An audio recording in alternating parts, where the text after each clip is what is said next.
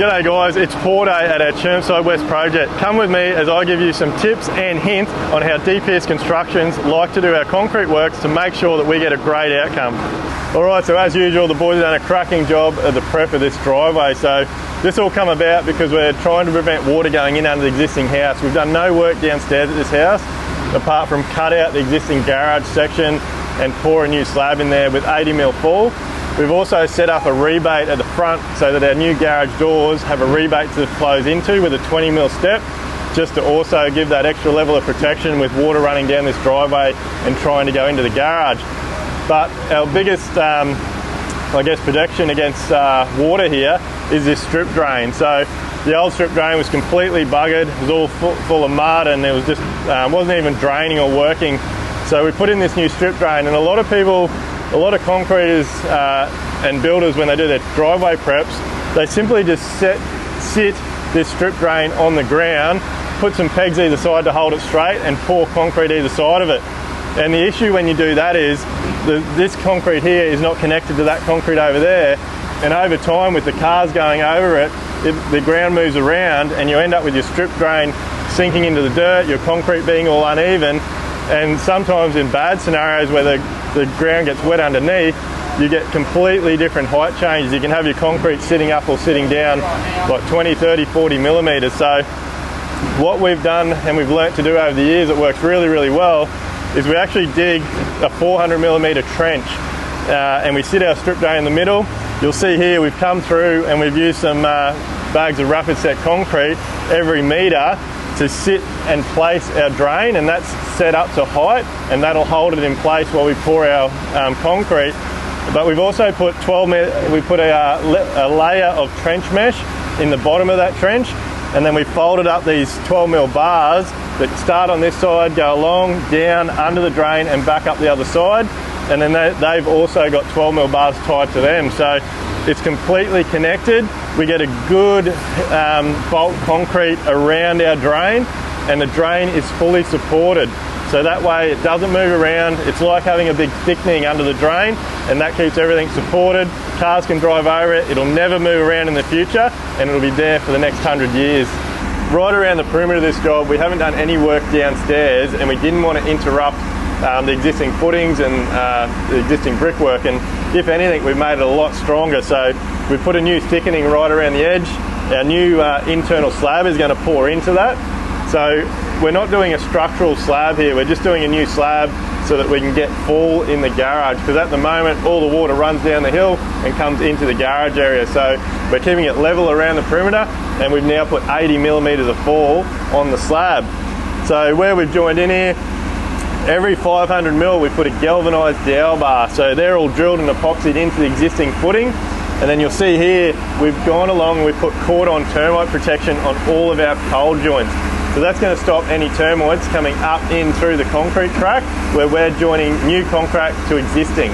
You might be wondering what this little pink marker is here in front of me. It's what we call a height pin.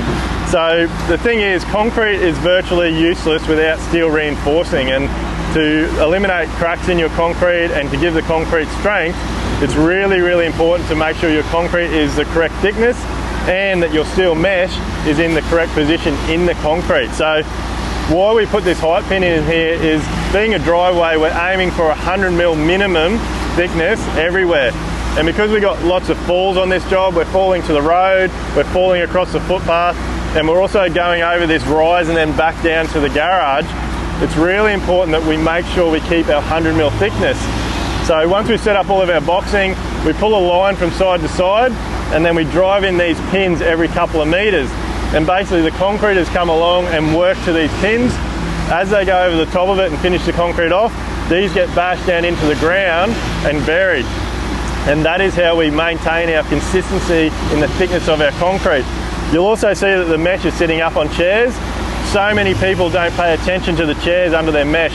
And the thing is, as the concreters are working their way through the pour, if your chairs aren't spaced accurately, the mesh goes down and hits the ground from the weight of people standing on it, and as they come over it with the concrete, 9 times out of 10 the mesh ends up on the ground. And we see this all the time when we're doing demolition of existing homes. We're ripping out concrete structures and most of the mesh is sitting on the ground. And that is why you get so much bad cracking in driveways and slabs, because concreters and builders aren't doing it correctly. On this particular project, we've used 50-65 chairs, and they're spaced at 600 to 700 mil centres. When you put your chairs at those types of centres, when you stand on the mesh doesn't hit the ground, and ideally we're aiming to have the mesh 40 millimetres from the top of the finished concrete, and that way we can guarantee the strength in our driveway.